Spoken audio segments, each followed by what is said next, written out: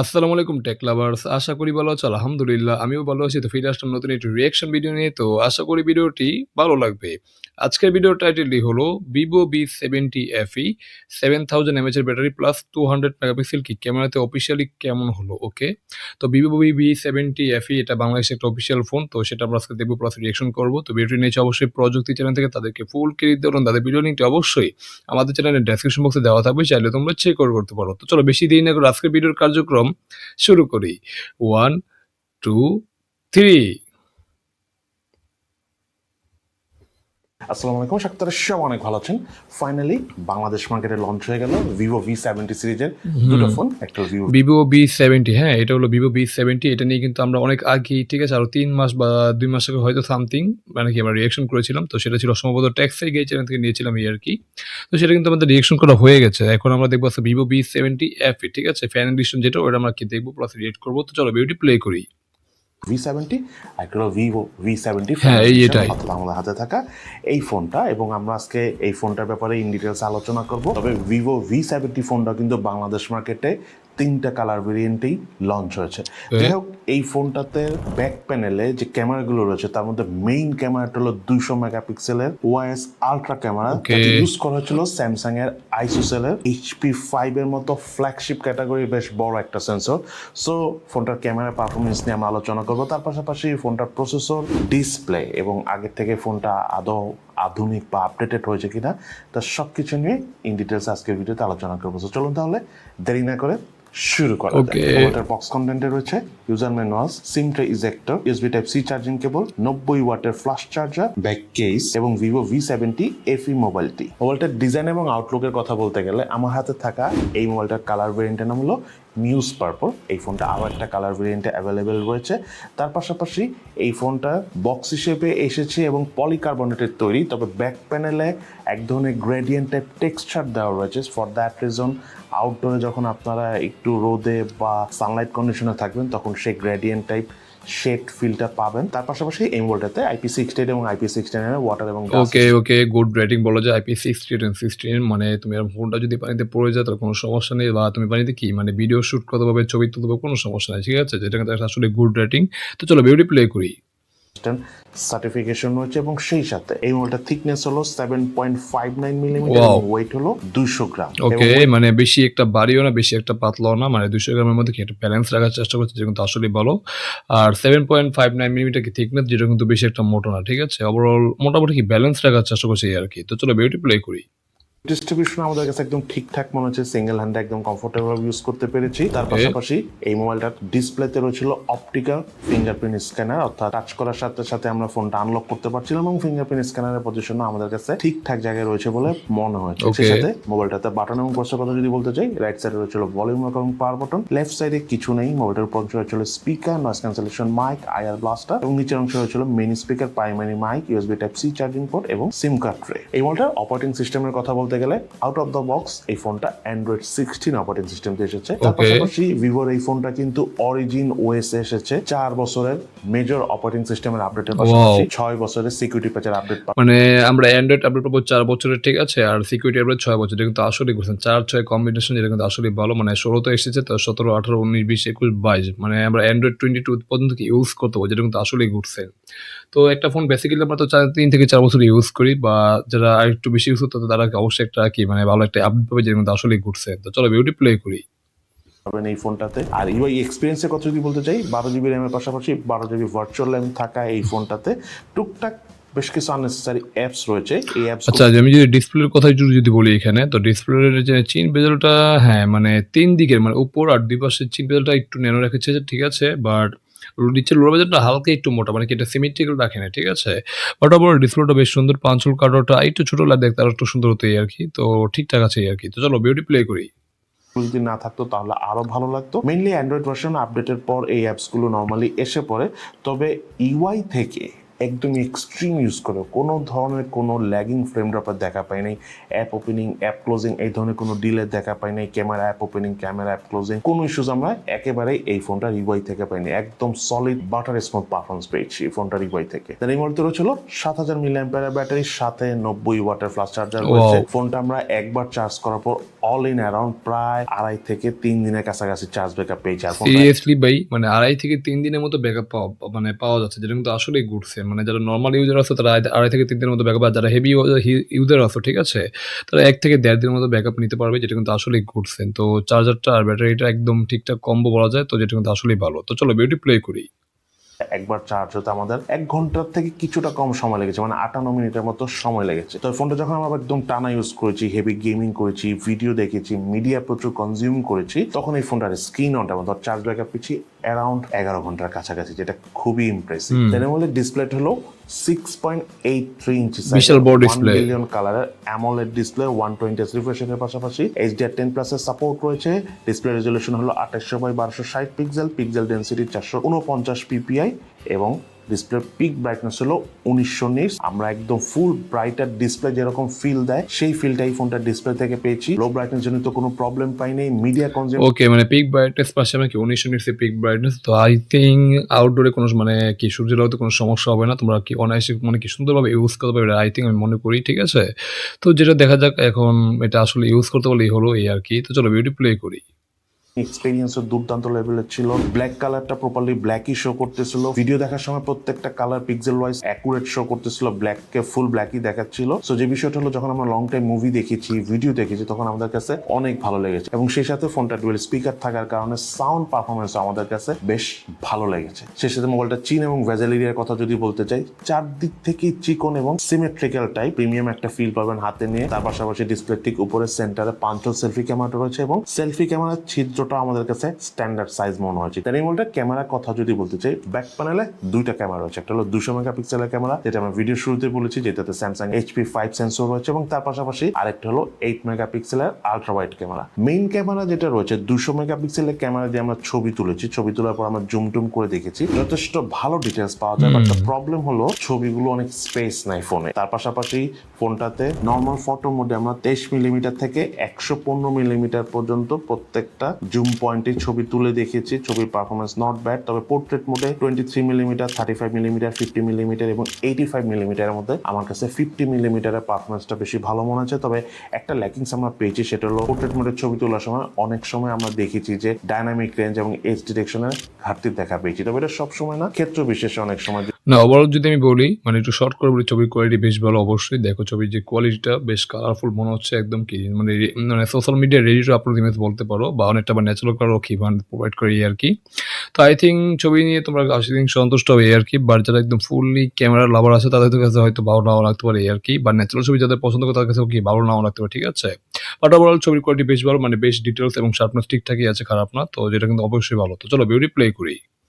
যদি পিছনে কোনো অবজেক্ট খুব কাছাকাছি থাকে তখন এই বিষয়টা একটু বেশি দেখা দিয়েছে। তার পাশাপাশি এই ফোনটার বেশ কিছু স্পেশাল ফিচার রয়েছে, সেগুলো দিয়ে আমরা ছবি তুলেছি। তার মধ্যে AI ম্যাজিক ল্যান্ডস্কেপ অপশন দিয়ে ফটো তোলার সময় আমাদের অরা এফেক্ট এবং স্নো টাউন এফেক্টে ফটো তুলে বেশ ভালো লেগেছে। দেন AI magic weather option select করে ফটো তুলে বেশ ভালো লেগেছে। ছবি তোলার পর ব্যাকগ্রাউন্ডের কালার এনভায়রনমেন্ট অনুযায়ী চেঞ্জ করা যায়, যেটা ভেরি ইন্টারেস্টিং। তার পাশাপাশি আমরা আরো নানা রকম এফেক্টের ছবি তুলেছি, পোর্ট্রেট মোডে বিভিন্নভাবে ছবি তুলেছি, এবং ছবি তোলার পর আমরা AI দিয়ে নানা রকম অবজেক্ট ইরেজ করে দেখেছি। আমাদের কাছে ওভারঅল বেশ ভালো লেগেছে। তবে একটা জিনিস আমি বলবো, ওভারঅল যদি ক্যামেরা আরেকটু বেশি ডিটেলস হতো আরেকটু বেশি ভালো লাগতো। সে সাথে ফোনটাতে হাইস্ট 4K 30 fps এ ভিডিও শুট করা যায় এবং 4K 30 fps এ ওআইএস কাজ করে। তবে মানে মোটামুটি মানে ভিডিও কোয়ালিটি বেশ ভালো, যেহেতু 4K ভিডিও, তো অবশ্যই রেজোলিউশন অনেক ভালো, যার জন্য ভিডিওটা দেখতে খুব ভালো লাগছে। বাট ভিডিও কোয়ালিটি বেশ ভালো হলো কি হালকা হালকা জিটারিং লক্ষ্য করতে পারছি, যে এটা একটা সমস্যা। বাট যারা স্টেবল ভিডিও শুট করে তাদের কাছে হয়তো ভালো লাগবে এই আর কি। তো ওভারঅল ভিডিও কোয়ালিটি বেশ ভালো এই আর কি। তো চলো ভিডিওটি প্লে করি। 1080p 60 fps এ আমরা মোর স্টেবল পারফরমেন্স পেয়েছি। ভিডিও ক্যামেরার পারফরমেন্স বাজেট রেঞ্জের ফোন হিসেবে ওভারঅল ওকে লেভেলের। এই মোবাইলটার ফ্রন্ট প্যানেল রয়েছিল 32 মেগাপিক্সেলের সেলফি ক্যামেরা, এবং সেলফি ক্যামেরা দিয়ে হাইস্ট 4K 30 fps এ ভিডিও শুট করা যায়। Selfie camera video performance overall okay লেভেলের হলো। ক্যামেরা দিয়ে নরমালি ছবি তোলা আমাদের কাছে বেশ ভালো লেগেছে, স্পেশালি পোর্ট্রেট মোড যে ছবি তুলেছি দুর্দান্ত লেভেলের লেগেছে। আপনারা যারা সেলফি টাইপ ছবি তুলেন, এগুলো হলো পোর্ট্রেট ছবি, ঠিক আছে, মানে ব্যাকগ্রাউন্ড ব্লারনেস যেটা, এটা অনেকটা একদম ন্যাচারাল মনে হচ্ছে, মনে আর্টিফিশিয়াল মনে হচ্ছে, যেরকম আসলে ভালো। আর হিউম্যান ফেসটাকে একদম সুন্দর করে দিয়েছে, মানে কি মানে এখানে দেখতে সুন্দর লাগছে আরকি। মানে রেডি টু আপলোড ইমেজ আছে না, ওরকমই লাগছে, যেটা কিন্তু আসলে সুন্দর। আর এখানে বেশ ডিটেইলস এবং কি শার্পনেস ঠিকঠাকই আছে, খারাপ না। মানে ওভারঅল ছবির কোয়ালিটি বেশ ভালো। প্লাস কি মানে তোমাদের কাছে আই থিংক ভালো লাগবে এই আরকি। আর ভিডিও কোয়ালিটি মোটামুটি ভালো আছে, খারাপ না। তো এটা কিন্তু আসলেই গুড সাইন। তো চলো বিউটি প্লে করি। তাদের কাছে এই ফোনের ক্যামেরা দিয়ে সেলফি তুলে অনেক ভালো লাগবে। সে সাথে ফোনটাতে ক্যামেরা টু এপিএস সাপোর্ট রয়েছে, সো ইন ফিউচার আপনি চাইলে মোবাইলটা দিয়ে ম্যানুয়াল ক্যামেরা অর্থাৎ জিকেএম ইউজ করতে পারবেন। সো আরো ডিটেলস ছবি ইন ফিউচার এই ফোন দিয়ে আরো বেশি করে তুলতে পারবেন। দেন এই মোবাইলটিতে প্রসেসর হিসেবে ছিল Dimensity 7360 আচ্ছা। 5G। এই প্রসেসরের ট্রানজিস্টর সাইজ হলো 4 ন্যানোমিটার এবং জিপি হিসাবে এই মোবাইলতে রয়েছিল Mali G615। মোবাইলটার আন্তর্জাতিক স্কোর পেয়েছি আমরা প্রায় 1 মিলিয়নের কাছাকাছি। ও। বেঞ্চমার্ক স্কোর টেস্ট রেজাল্ট আমরা স্ক্রিনে শেয়ার করে এটা অবশ্যই একটা মিড রেঞ্জের মানে কি পাওয়ারফুল এসওসি বলতে পারো মিড রেঞ্জের ক্ষেত্রে। তো যেটা কিন্তু আসলেই ভালো। মানে এখন এটার প্রাইসটা কততে এসেছে সেটা জানি না। জানলে হয়তো বুঝতে পারতাম যে এটা আসলে ভ্যালু ফর মানি ফোন নাকি ভ্যালু ফর মানি না। বাট আমি যদি বলি এই চিপসেটটা তুমি রেগুলার কাজ বা ভিডিও এডিটিং সব কাজ করতে পারবে, কোনো সমস্যা নাই। যারা মোটামুটি গেমিং করো বা শখের গেমিং করো তাদের জন্য কি ঠিকঠাক আছে। মানে শখের গেমিং থেকে শুরু করে মোটামুটি মডারেট গেমার যারা আছো তারা গেমিং করতে পারবে, কোনো সমস্যা নাই। বাট যারা একদম হেভি গেমার আছো বা কন্টেন্ট ক্রিয়েশনের জন্য কি গেমিং করে থাকো তাদের জন্য কি ফোনটা আবার ঠিকঠাক হবে না, যেটা সেটা অবশ্যই মাথায় রাখা উচিত। বাট ডেইলি টু টাস্ক যেগুলো এগুলো কিছু খুব সহজে কি তোমরা করে ফেলতে পারবে, যেটা কিন্তু আসলেই ভালো। তো চলো বিউটি প্লে করি। দিচ্ছি। ফোনটার গেমিং পারফরমেন্সের কথা বলতে গেলে ফোনটা দিয়ে আমরা পাবজি গেমসটা প্লে করেছি। লং টাইম গেম প্লেতে হালকা হিট হয়, বাট সেটা খুব বেশি পরিমাণে না। বাট যে বিষয়টা বলবো, মোটামুটি আমরা স্টেবল এফপিএস পারফরমেন্স পেয়েছি। এফপিএস ড্রপ খুব একটা করে না, লং টাইমে হয়তো বা কিছুটা ড্রপ করে, বাট ওটা অ্যাকসেপ্টেবল। আর ফোনটা দিয়ে আমরা কল অফ ডিউটি গেমসটা যখন খেলেছি 120 এফপিএস একদম কমফোর্টেবল ভাবে খেলতে পেরেছি। খুব একটা এফপিএস ড্রপেরও দেখা পাইনি। লং টাইম গেম প্লেতে ফোনটা খুব একটা হিটও হয় নাই। সেই সাথে ফোনটা দিয়ে আমরা অ্যাশফার গেমসটা খেলেছি। হ্যাপটিক ফিডব্যাক এতটাই দুর্দান্ত লেভেলের ছিল, যারা অ্যাশফার টাইপ গেমস পছন্দ করেন, হ্যাপটিক ফিডব্যাক অনেক ভালো লাগে, তাদের কাছে এই ফোনের ডিসপ্লে সহ এই ফোনে গেম প্লে করে খুবই ভালো লাগবে। দেন এই মোবাইলটা বাংলাদেশ মার্কেটে দুটো ভেরিয়েন্টে অফিসিয়ালি লঞ্চ হয়েছে। তার মধ্যে একটা হলো 8GB RAM 256GB storage variant, যার প্রাইস হলো 56,990 টাকা। আর একটা হলো 12GB RAM 256GB storage variant, যার প্রাইস হলো 65,900। সিরিয়াসলি ভাই, মানে দুইটা ফোনের এতটা ডিফারেন্স, মানে 56,000 একটা হলো 65,000, মানে 66,000 টাকা ফোন। বা এই এত দামের ফোনের মধ্যে আমরা চিপসেট পাচ্ছি মানে Dimensity 730 এরকম সামথিং হয়তো। তো এটা কি আসলেই কি মানান যায় নাকি ভাই? আমরা এই বাজেটে মানে দেখি স্ন্যাপড্রাগন 8 Gen 1 বা 8 কি বলে 8 Gen 5 এরকম চিপসেট দেখে থাকি, ঠিক আছে? বা এর থেকে কম প্রাইসে কি আমরা 8 Gen 2, 8 Gen 1 দেখি। আর সেখানে আমরা মাত্র মিড রেঞ্জের চিপসেট মানে 73 এরকম সামথিং হয়তো, মনে নাই। কিন্তু এই চিপসেটটা আসলে কি মানানসই? তোমরাই বলো ভাই। মানে আসলে ডিসঅ্যাপয়েন্টিং। হ্যাঁ, ছবির কোয়ালিটি ভালো অবশ্যই, ভিডিও কোয়ালিটি মোটামুটি ভালো, খারাপ না। আইপি রেটিংও ঠিকঠাক আছে। মানে দেখতেও মোবাইলটা বেশ সুন্দর, ইউনিক বলা যায়। বাট মানে যে প্রাইসে ফোনটা এসেছে বাংলাদেশে, এই প্রাইসের মধ্যে এই চিপসেটটা ভাই, এটা আসলে একটু হতাশাজনক ব্যাপার। এটা আসলে কি মানে একদমই খুবই হতাশাজনক। মানে এই চিপসেটটা আসলেই যাচ্ছে না। এখানে যদি স্ন্যাপড্রাগন 8 Gen 1 বা 8 Gen 2 ও দিত, তারপর আমি মেনে নিতাম যে না ঠিকঠাক ছিল। বাট এখানে কি ডিজার্ভ করে অবশ্যই 8 Gen 5, ঠিক আছে? বা স্ন্যাপড্রাগন 8 Elite Gen 5 এরকম কি ডিজার্ভ করে। বাট তারা দিয়েছে কি মানে হচ্ছে মানে Dimensity 7306 সম্ভবত সামথিং এরকম কিছু একটা, যেটা কিন্তু আসলেই হতাশাজনক একটা ব্যাপার। তো চলো বিউটি প্লে করি। 99 টাকা। এবং এই মোবাইলটা প্রি অর্ডার শুরু হবে হলো আজকেই, অর্থাৎ 9 এপ্রিল থেকে, এবং ফার্স্ট সেল স্টার্ট হবে হলো 15 এপ্রিল থেকে। এবং ওকে। আপনারা যদি এই ফোনটা কিনেন তাহলে সাথে রিরো এই ওয়াচটা আপনারা পেয়ে যাবেন, যেটা নাম হলো রিরো W1 AC স্মার্ট ওয়াচ। এবং তার পাশাপাশি এই মোবাইলটা যখন আপনারা কিনবেন মেম্বারশিপ অনেক পয়েন্টও পাবেন, এবং ইএমআই এর মাধ্যমে আপনারা এই ফোনটা নিতে পারবেন। তবে ইএমআই দিয়ে কিনলে ফোনের সাথে যে গিফট টিপগুলো রয়েছে সেটা আপনারা পাবেন না। যাই হোক, এই ফোনটার ওভারঅল প্রাইস স্পেসিফিকেশনের কথা তো বললাম, বাট আমাদের কেমন লেগেছে, অর্থাৎ সব কথা শেষ কথা ফোনটার ভালো দিক খারাপ দিকের কথা যদি বলতে চাই, ফোনটা যে বিষয়ে আমার কাছে ল্যাকিংস মনে হচ্ছে, নাম্বার 1, ফোনটার আল্ট্রা ওয়াইড ক্যামেরাটা আরেকটু ডিটেইলড হলে, আরেকটু বেশি ভার্সেটাইল হলে আমাদের কাছে বেশি ভালো লাগতো। অবশ্যই মানে আল্ট্রাওয়াইড তো মানে আরেকটু ডিটেইল হলে আরেকটু বেশি ভালো, তো এটা সেই। বাট এখানে আমরা ক্যামেরায় যে প্রাইসে ফোনটা এসেছে সেখানে আমরা একটা টেলিফোটো লেন্সও পাচ্ছি না, ঠিক আছে? যে কিন্তু আরেকটু হতাশাজনক ব্যাপার। এখানে যদি একটা টেলিফোটো লেন্স আসতো তাহলে দাম হিসেবে বলতে যে ক্যামেরা সেটআপটা মোটামুটি ঠিকঠাক ছিল। বাট যেটা এসেছে একেবারেই মানে খুবই হতাশার একটা ব্যাপার। তো চলো বিউটি প্লে করি। সেই মেইন ক্যামেরা পোর্ট্রেট মোডটা আমরা আরো বেশি ভালো আশা করেছিলাম, বাট কিছুটা হতাশ করেছে, আর একটু ভালো হলে ভালো লাগতো। তার পাশাপাশি ফোনটার প্রাইস নিয়ে আসলে মানে কমপ্লেন করবো না। রাইট নাও মার্কেটে যে অবস্থা, র্যাম স্টোরেজের যেই প্রাইস বেড়েছে সেই হিসাবে হয়তো বা ঠিক আছে, বাট কিছুটা কম হলে বেটার একটা ডিল হইতো। এইগুলো জিনিস যদি আমি বাদ দেই, ওভারঅল এই ফোনটা যে বিষয়টা আমার কাছে ভালো লাগছে সেটা হলো এই ফোনটার ডিসপ্লে খুবই সলিড, খুবই স্মুথ, হ্যাপটিক ফিডব্যাকটা অনেক ভালো। আচ্ছা, সে তো বললো এটা সিমেট্রিক্যাল ডিসপ্লে, ঠিক আছে? একটু দেখো উপরের ডিসপ্লে, সরি উপরের যে বেজেলটা, নিচের বেজেলটা, উপরের বেজেলটা একেবারে ন্যানো মনে হচ্ছে, একেবারে চিকন, আর নিচেরটা দেখো একটু মোটা মনে হচ্ছে। তাই এখানে সিমেট্রিক্যাল হওয়ার তো কোনো সুযোগই নেই, ঠিক আছে? তার মানে কি এই ডিসপ্লেটা অবশ্যই সুন্দর, দেখতে সুন্দর লাগছে, খারাপ না। বাট তারপরে এই যে তিনি যে বলছে মানে সিমেট্রিক্যাল ডিসপ্লে, এটা আসলে সিমেট্রিক্যাল না, ঠিক আছে? হালকা একটু মোটা মনে হচ্ছে এই আরকি।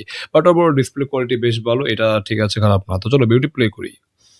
অনেক ভালো পেয়েছি, আর 90 চার্জার থাকার কারণে দ্রুত চার্জও হয়ে যায়। সেই সাথে ফোনটার গেমিং এক্সপিরিয়েন্স ভালো। আমি বলবো না যে এক্সট্রিম গেমারদের জন্য এই ফোন, বাট গেম প্লে করে আপনারা মজা পাবেন। সেই সাথে ফোনটার 4 বছরের মেজর ওয়েসের আপডেটের পাশাপাশি 6 বছরের যে সিকিউরিটি প্যাচের আপডেটটা দিবে, এটার একটা সুবিধা কি, লং টাইম আপনি একটা কমফোর্টেবল ভাবে ফোনটা ইউজ করতে পারবেন, সেই ফিলটা কিন্তু পাওয়া যায়। কারণ আপডেট অনেক সময় ইম্পর্টেন্ট। তার পাশাপাশি ফোনটার ইউআইও অনেক স্মুথ। ভিভো ফোনের ইউআই নিয়ে নর্মালি খুব একটা আমরা কমপ্লেন করি না, সো এইটা নিয়ে কমপ্লেন করা তেমন কিছু একেবারেই নেই। সেই সাথে IP68 এর সার্টিফিকেশন রয়েছে, সো অনেক হেভি ইউজ করার সময় যদি একটু পানি টানি পড়ে যায় বা আপনার ফোন পানিতেও পড়ে যায়, তাহলেও কিছু হবে না। সো এই হলো ওভারঅল আমাদের ভিভো V70 FE, অর্থাৎ এই ফোনটা ফুল রিভিউ ভিডিও। আপনাদের কাছে এই ফোনটা কেমন লেগেছে সেটা কিন্তু অবশ্যই ভিডিওর নিচে কমেন্টস করে জানাবেন। ইনশাআল্লাহ দেখা হবে ফিউচারে।